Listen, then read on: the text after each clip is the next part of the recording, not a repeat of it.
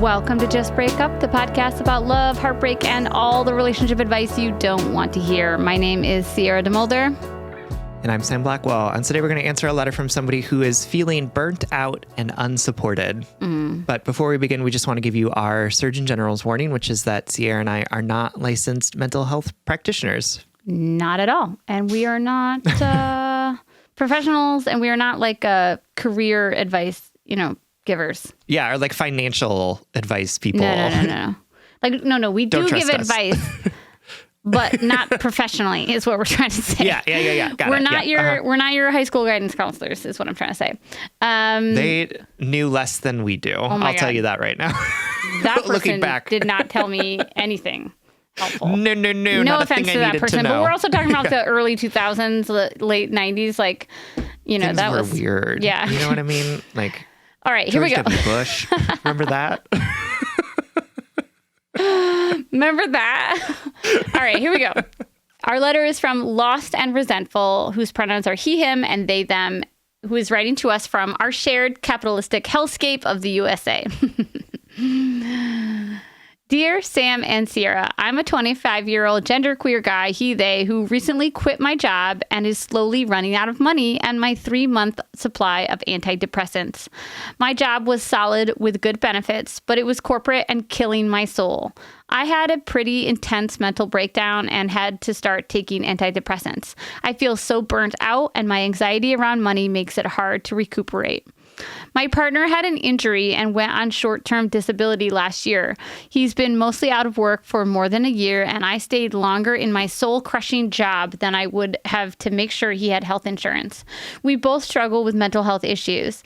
I can't help but feel some resentment that he doesn't get a job months after recovering and can't support me for a while, even though I know it's been really hard for him too. I love him so much and we're engaged, and I don't want my resentment to hurt our relationship. We had also been looking at houses with the support of my mom before I quit, but I can't get a house without a job, and I'm scared I'll burn through all my savings for a house while being unemployed. I desperately want a house. I'm tired of apartment living and endless rent, but the truth is I don't want to work. These things don't go together. I'm a writer and creative. I want to spend my days keeping my household together, caring for my loved ones and myself, and working on my creative projects. I have an impressive bachelor's and master's in STEM and social science fields, but the first job I got after them was the suck one I just left. I'm sorry. I stumbled because of the phrasing of that, but I could not articulate that sentence better. Yeah. Okay. So the one you just left was the suck one, which is so good. Yeah, for sure.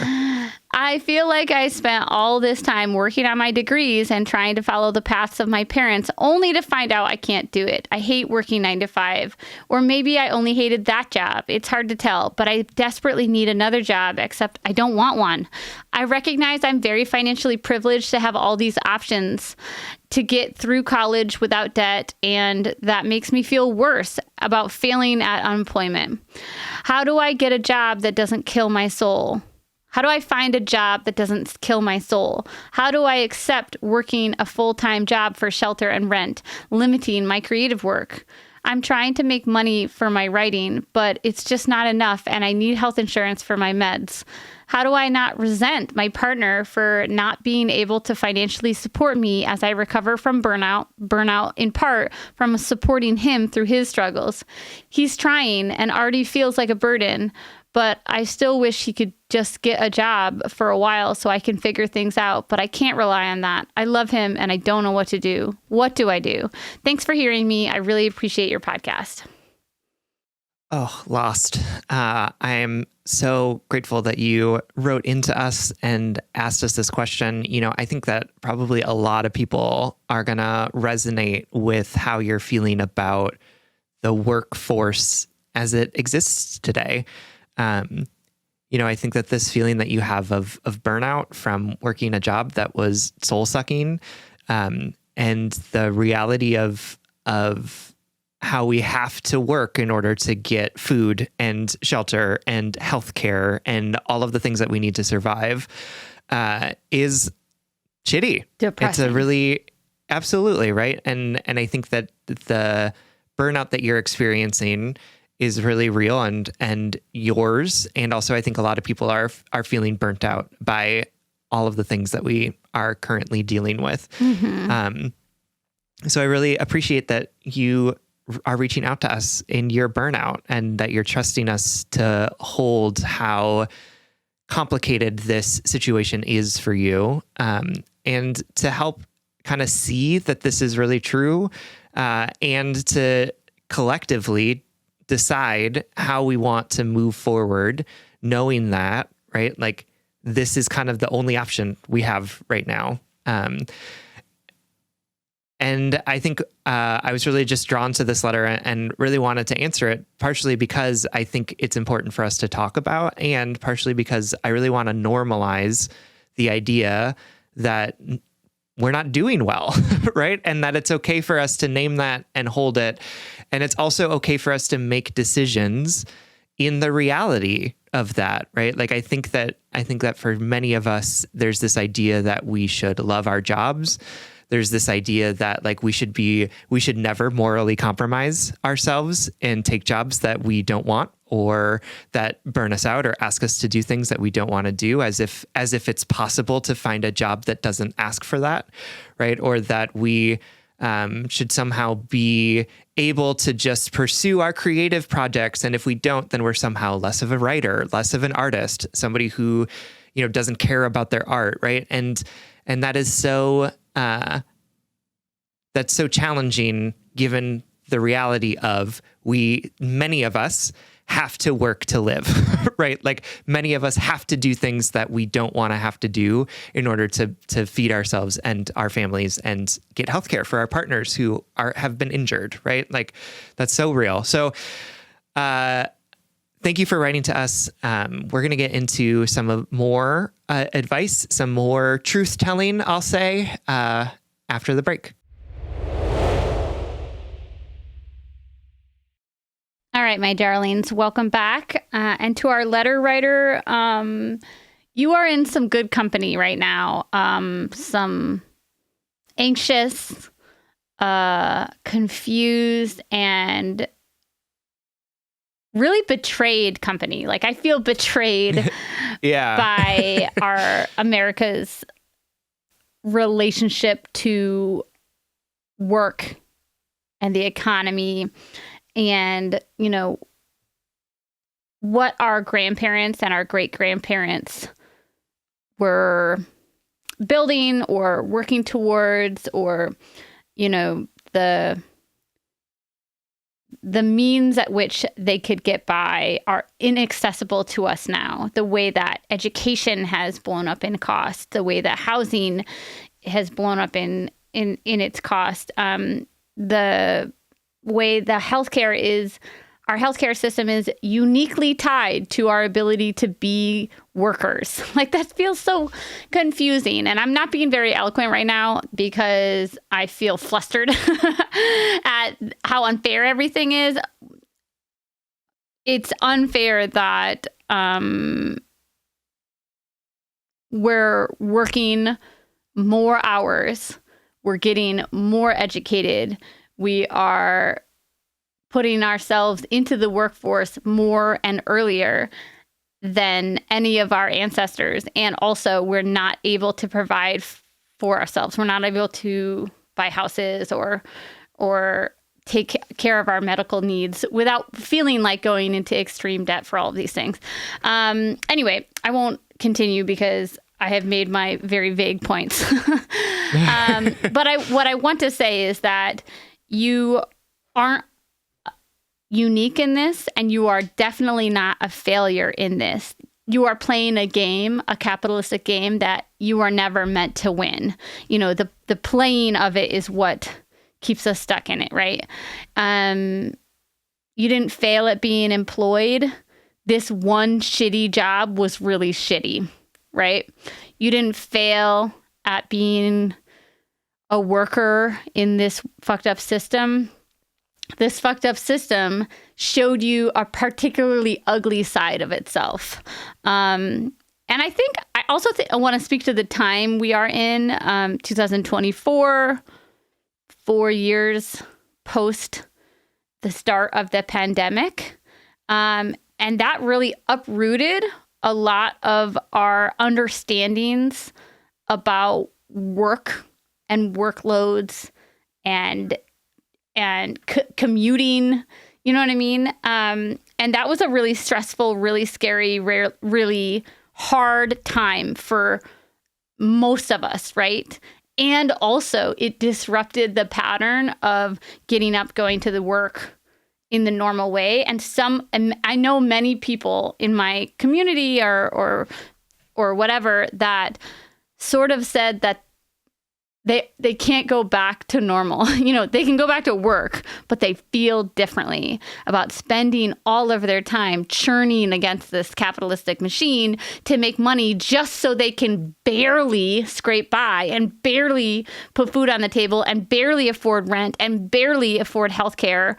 You know, the COVID really, the lockdown of so many things disrupted our acceptance of it, is what I'm trying to say. So you are in very good community. We are frustrated, we are stressed, and we feel betrayed, especially because, you know, the age you are at, comparable to, I mean, Sam and I are older, but like we are of the generation that was told, if you go to college, if you get a degree, you will find a job. You're on that not relationship escalator, but career escalator. You will be okay. Yeah, for you sure. know? Yep, absolutely. And yes, you have the privilege of going to school without debt. And that is huge. And that is solely a gift, right? You don't do yourself or other people who are less fortunate than you you're not doing them any service by punishing yourself emotionally for that gift in your life. It's just something that happened. You can acknowledge it and then move on. You don't have to make yourself feel bad for it.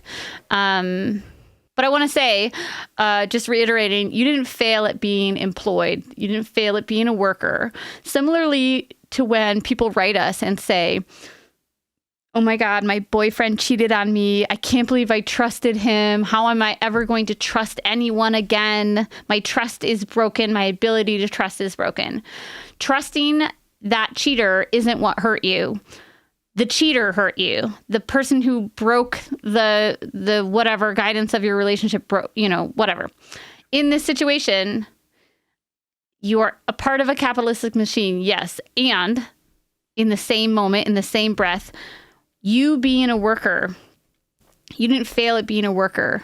This one job was a shitty workplace, and you know it was shitty, and it was toxic, and it was manipulative, and it was abusive, and it was all those things that Sam and I know workplaces can be. Workplaces can be the most fucking abusive spaces in our lives because of what we think we owe them, you know?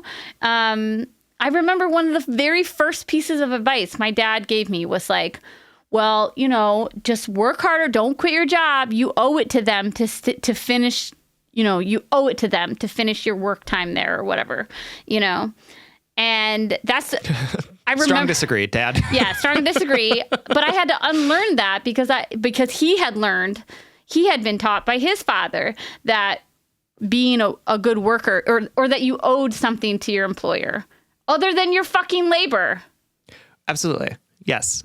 And also, like, in our parents' generation, employers took better care of their employees, right? Like, exactly. Pensions existed. You know what I mean? Like, exactly. Yeah, there's an incentive to stay there for forever, right? Like, and I also think, you know, when it comes to you, lost and resentful, I think Sierra is absolutely right? Like, you're not failing at being an employee, right? You just had a shitty job, and you couldn't do it anymore. And you are succeeding at getting yourself out of a situation that was draining you, right? That was burning you out, which is a success, right? Like, that's a good thing that happened there. And I also want to name that, like, part of, I think, what can be both dispiriting, but also can be like, empowering is recognizing that, like, this is the system that we exist in. And so how are you going to make informed choices about what you want to do and what you're willing to say yes to in order to get the things that you want? And how are you going to then spend the time that you need to figuring out like how you're going to refill your cup, right? Like, I know that you're saying that you hate working 9 to 5. So could you do something part-time, right? Or could you work a job that is like less shitty and spend more time doing writing, right? Like, there's so many different ways that we can approach the shittiness of the situation and then go into it knowing, right? Like, okay, I'm doing this for healthcare, right? I'm not doing it because I want to do it or I love it or because I owe them something or because this is like going to fulfill me in meaningful ways, right? Which is, I think, what we've been told work should be doing, right? Like, you should be fulfilled by your job and it should be the best thing ever. And like, you should love it. And if you're not doing what you love, then like, why are you even doing it? And it's like, it's okay for you to approach a job and say like, hey, I'm here for the healthcare, right? Like, this is not necessarily the thing that I want to be doing. And like, I don't know if this place is in alignment with my values, but I need healthcare. So I'm going to do what I need to do in order to get access to it. Right. And I'll also say that like, you for sure had a shitty job that was a soul suck, and that isn't every job, right? Like, even if all capitalism is awful, right? Like, there are places that are less awful than other places, you know, like, and like, they're for sure all awful, right? For sure, working 9 to 5 on like nothing work is like stupid and soul sucking. And there are places that are better than others, right? Like, I have worked many jobs and I can tell you that like some jobs were terrible and soul sucking and some jobs were actually like still capitalist and still extractive, and also like the people were nicer, or like it was work that was like that I found interesting, right? Like, there's different ways that we can like get some of what we need and recognize that like, yeah, let's stop pretending like this is somehow supposed to be the thing that fulfills me for the rest of my life, and recognize it for what it is, which is that like, I am trading my labor, my butt in a seat, or my thinking, my smarts, in order to get the things that I need, right?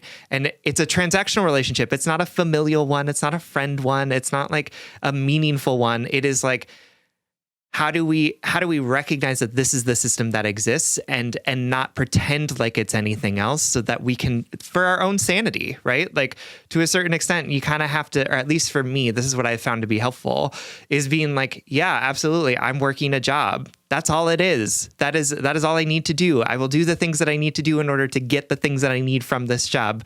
But I don't need to berate myself or beat myself up because I don't love it, or because I am compromising on some of my preferences around it, right? Like, I'm doing what I need to do to survive, and that is okay. Like, that's acceptable to me. And I invite you to think about it in that way as well, even though that might be kind of depressing. Like, I totally get that it's like depressing and empowering at the same time. Yeah, it's both. It's saying, I know I'm participating in something that takes advantage of me, or like that is, I don't know, at its core evil. And it's also mandatory for my life. Yeah, it's the only thing. It's the only thing available. And absolutely. That sort of acceptance of it is working to separate your identity as a worker from your value. And that's what capitalism does. That's the most evil, that like, you are only valuable if you are able to work. And we're saying, no, I am valuable. My value has literally nothing to do with what I do for work and how much I make and how much I work and how much I'm able to work, right? I also should have started with this. Hey, good job for leaving that abusive work environment. Like, good job, because life is way too short to stay somewhere that is not good for your spirit, your body, your heart, your mind, your soul. Like, and I can tell from what you wrote, it was soul sucking. You're still recovering from it, right? And I'm so proud of you for leaving that situation, because many people spend their lifetimes there.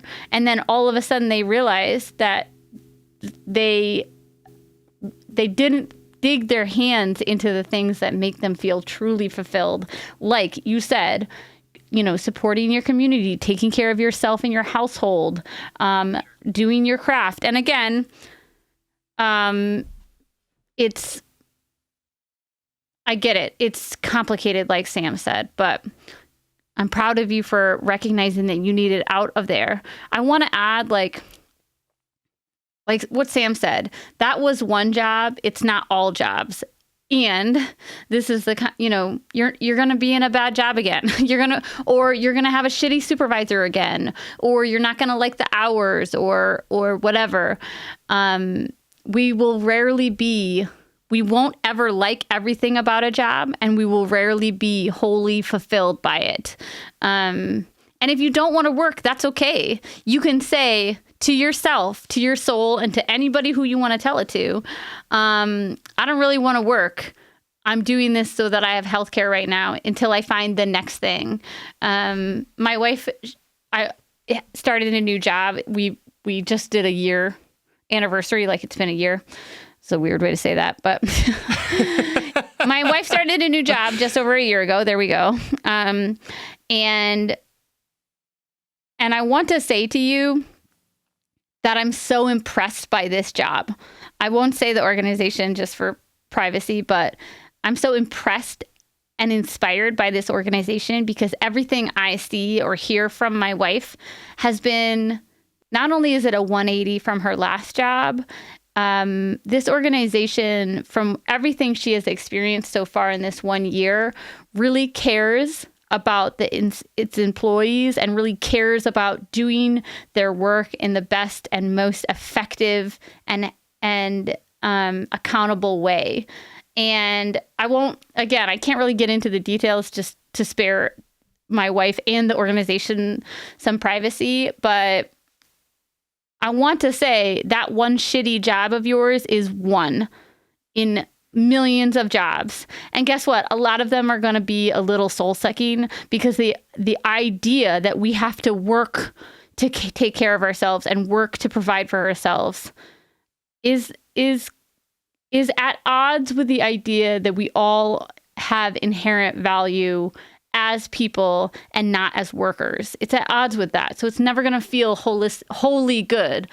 But I just wanted to share this as a small example that I think literally for my whole life, I've just thought that every organization is run by fallible, messy humans just like me. And this organization is run by those messy humans, but they're doing it really well. And we've been really inspired by them. So I just offer this as there are people who are trying to make the work to worker relationship they're in tandem with your goals, right? And you might not be able to find that job ever. That might not be your path. But I want to offer that as like a tiny, tiny, tiny lantern in the fog of shitty capitalism. And it's a job in the sciences. So. Yeah, absolutely. And I also, we've been talking a lot about like work and burnout and recognizing like even in unemployment where you've made an intentional choice to take a step back, like the anxiety of not having money coming in is really real. It can be distracting when we're trying to take care of ourselves and support ourselves. And so I want you to recognize also that like you're not doing unemployment wrong either, right? Like it's okay for you to also be stressed about the fact that money isn't coming in, even though you took this time off in order to help you become less stressed, right? So you're not failing at unemployment. All of this is really understandable. So instead of telling yourself like an overarching story about what this means about you as a person, what does it look like for you day to day to think about what do I need to do today to take care of myself, right? And that could be today I need to fret about money, right? Like today I need to catastrophize, right? Like maybe that's what needs to happen. But I think so much of our idea is that like, yes, this woo-woo idea of like, I'll quit my job and then I will be like, I'll be so at peace and I will meditate every day and I will journal and it's going to be beautiful. And even the best unemployments have elements of anxiety that are part of them, right? Like even the ones that we intentionally choose and that even if we're set up financially to figure out how to navigate it, like it's still anxiety producing. So I want you to forgive yourself for having anxiety around this because it's deeply understandable. And I want to disrupt the story that you're telling yourself about what that anxiety means, because it doesn't mean anything other than it's scary to not have a job and have income coming in. Like it is, absolutely. So I also want to we've talked about the job stuff, but I do want to talk about your relationship as well, right? Like I want to dig into some of the feelings of resentment perhaps that are kind of coming up for you around the fact that you stayed in a job you didn't like in order to have health insurance, and that like your partner can't help you float in this moment because of the fact that he's not able to work. And I want to first say that like it's really understandable that you feel resentment about those two things. Like again, like resentment we often think of as like, this is a bad emotion. I shouldn't have it. And if I have it, then I'm bad. Right. And I want to pause. I want to disrupt all those connections and say resentment can be a challenging emotion for us. And people who are good or bad have resentment, right? Like people just have feelings of resentment. It's a normal thing that comes up for us. The thing that we want to interrogate is, how am I going to respond to these feelings of resentment that are coming up for me? What sort of care do I need to take care of myself or need to provide for myself? And what are some of the ways that I'm going to remind myself of the love that I have for this person? So totally understandable that you're feeling this way. And if I were in your shoes, these are the things that I would remind myself. I would remind myself, like, this is really hard and challenging. It's hard to be in partnership with somebody who is struggling. It is hard to have to work at a job that you don't want to because of financial stuff. So like all of that is really understandable. And then I would remind myself of the fact that like I made these choices on purpose. You know, like I decided to stay at this job to provide health insurance because I love this person, right? Because I wanted to help support them, right? Like this is a decision that I made for this. And if I'm going to be upset with anyone, it shouldn't be at the person who took me up on my offer, right? I should be looking at myself and saying like, why did I overextend myself in a way that is not helpful for me, right? And I think that, go ahead. No, I was just going to say, and how can I communicate now in a loving and clear-headed way, truthfully to my feelings of hurt and my desire to be supported, which is a basic human right, you know? How can I communicate that now in a way in which my partner can hear it and support me? It's tricky. It is tricky. And also I think Sam said it really beautifully, that you're not some monster for feeling this way, because all humans need other humans, right? And you have had this stress build up and begin to fester, and this would be anyone's reaction. You know what I mean? Like you deserve a break. You deserve support and rest. For sure. Absolutely. And I will also, this is something that my therapist said to me recently that really caused a spiral. I can't wait. Which is that there doesn't have to be a strong one in the relationship. Right? It's okay if both you and your partner are struggling at the same time. I can see there doesn't you just keel over when they said that. No, I was excuse me, Drew, what did you just say to me? I don't pay you to say stuff like that to me. I pay you to just affirm everything that I believe about myself and the world. Right? Like, it's okay for both of you to be unwell right now, right? Ooh, and I would encourage that. you to think about that, because you asking for more of what you need or doing what you need to do to provide for yourself, which may limit the capacity that you have to offer your partner, isn't you failing at being in relationship, right? It is actually important for you to think about, what does it look like for me to get my needs met when I'm in this moment of crisis? And I'm not trying to say that like your partner is like falling down on the job. In fact, I'm saying the opposite of that, because both of you are struggling, and that's okay, right? Like nothing is going to fall apart or break up or end because both of you are struggling right now. And that's like really hard for me to say out loud because I'm like, no. If one person's struggling, then the other person has to handle everything. And coincidentally, I'm never struggling. I'm just always the one taking care of everything, right? Not because, right? And this has nothing to do with Peter. This is absolutely everything to do with me, to be really clear. But like, you can live your entire life. And I'm saying this to myself. I could live my entire life never asking for what I needed because someone else needs something, right? Like I could live my entire life doing that. I could look at my relationship and say, Peter had a bad day 3 weeks ago, so I can't have a bad day right now because I need to be there to support him, right? And this is deeply ingrained and learned from in my family of origin, but I want to offer this to you if it's helpful because I want you to recognize that like this feeling that you have to constantly take care of your partner is probably like really real and understandable, and it's not possible, right? You cannot be on all the time. You can't be the strong one in the relationship every single day. And it's okay if both of you can't do it for each other, right? That doesn't mean anything is terrible, doesn't mean anything is absolutely wrong, but it just means that you're in a relationship and both of you are having a hard time. Okay, Drew. Everybody in the podcast community stands up and walks out because that is so offensively true.